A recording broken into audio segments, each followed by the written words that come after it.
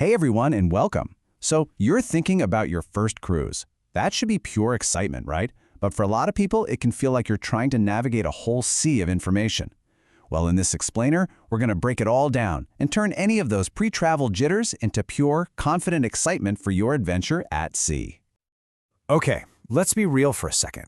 If you're staring at deck plans, trying to figure out cabin options, and looking at all these dining packages feeling, well, a little lost, you are not alone. That is a totally common feeling. But I promise, by the end of this, you're going to have a crystal clear map to an absolutely fantastic first trip. You know, a truly great cruise doesn't just start the second you step on the ship. Nope, it actually starts with some smart planning, right from your couch. This part right here, this is where you build the foundation for a totally seamless vacation. So, before we get into all the little details, let's start with the big picture. I want you to think about three things. Just three. Where in the world do you want to go? What kind of vacation vibe are you really looking for? And what's your budget for where you're going to sleep? Nailing these three things is, without a doubt, the most important first step. Cruise lines have their own personalities, kind of like people. So you have to ask yourself, are you looking for a giant floating mega resort with nonstop action, rock climbing walls, and huge shows? That's your resort style. Or maybe you want something a little more classic, a bit more refined, that perfectly balances doing stuff with just chilling out. That's premium. And for those of you who want a really intimate, high-touch experience on a smaller ship, well, the luxury category is going to be your perfect match. It's all about matching the ship's vibe to your vibe. Okay, let's talk about your room. Now, for a first cruise, you've got to remember you are probably going to be out exploring the ship most of the time anyway. So an interior cabin, it's a fantastic way to save some money that you can then use for other cool stuff like an amazing excursion or a fancy dinner. A balcony is a wonderful luxury, for sure, but you definitely won't feel like you're missing out if you go with an interior room for your first time out. All right, you're booked. Now for the final prep. Number one here is absolutely crucial. Download your ship's app. Seriously. This thing is going to be your map, your daily schedule, your reservation tool. Sometimes it's even your room key. Next, get your check-in done online. It makes boarding so much faster. And do a quick search for any theme nights or formal evenings. You don't want to be that person who missed the memo. And finally, pack clothes that don't need ironing. Most ships actually don't allow irons in the cabins for safety reasons. This is it, the moment you've been waiting for. Boarding day is buzzing with excitement, and with just a few simple tips, you can make sure it's super smooth, totally stress-free, and the absolute perfect start to your vacation. Here is a classic rookie mistake, showing up way before your assigned boarding time. It doesn't get you on the ship any faster. In fact, it usually just means you spend more time waiting around in a line at the terminal. Just stick to your designated time slot. Trust me, it's the smoothest way to go. So the second you get on board, I know it's tempting to run straight to the buffet or find the pool. Resist that temptation. The single best thing you can do is go directly to your stateroom. This is your home base, and setting it up right away is a total game changer for the rest of the trip. Okay, so you're in your room.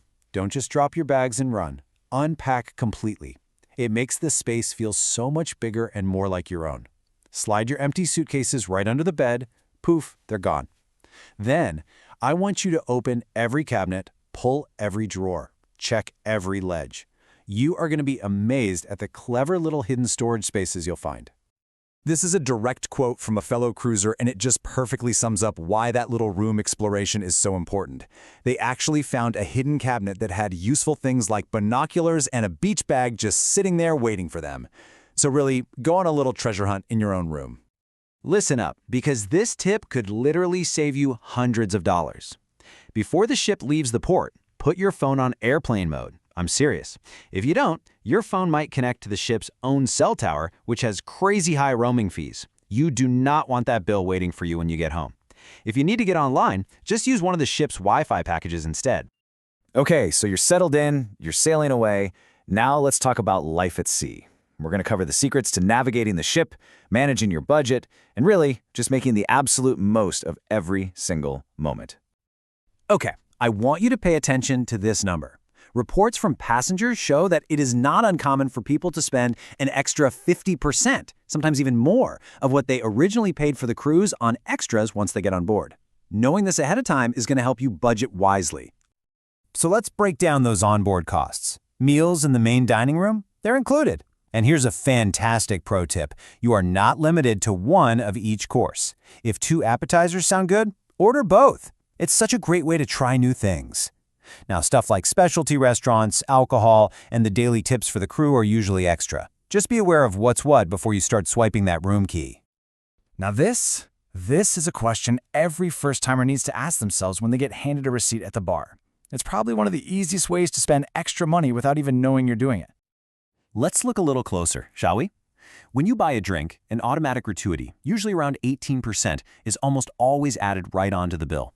So that extra line for an additional tip, that is truly optional. The service has already been covered.